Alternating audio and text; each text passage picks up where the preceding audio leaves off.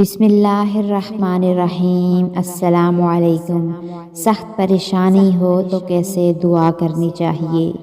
اگر کوئی سخت پریشانی لاحق ہو جاتی ہے تو یہ 7 نام لے کر دعا کرتے رہیں۔ یہ اللہ تعالیٰ کے نام ہیں۔ یہ بہت زبردست اثر والے نام ہیں۔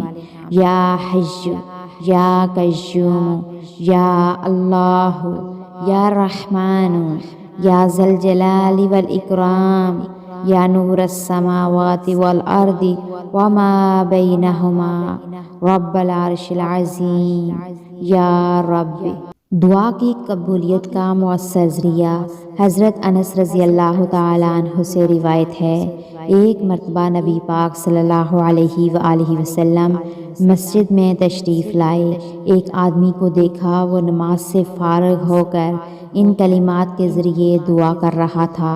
نبی اکرم صلی اللہ علیہ وآلہ وسلم نے صحابہ رضی اللہ تعالیٰ عنہم سے پوچھا، جانتے ہو یہ کیا پڑھ رہا ہے؟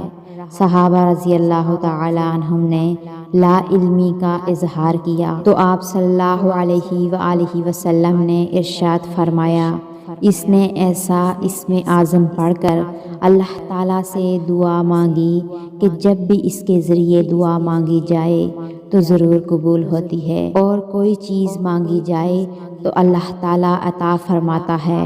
وہ مبارک کلمات یہ ہیں، اللہم لا الہ الا انت المنان بدیع السماوات والارض ذی الجلال والاکرام۔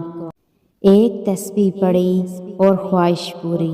انشاءاللہ اگر کسی شخص کی خواہش ہو کہ فلاں کام کے لیے دعا اللہ کے حضور میں لازماً قبول ہو تو اسے چاہیے کہ 11 روز تک اول اور آخر 3 بار درود شریف کے ساتھ ایک تسبیح یا سمیع صبح کے وقت پڑھے اور ایک تسبیح شام کو پڑھے۔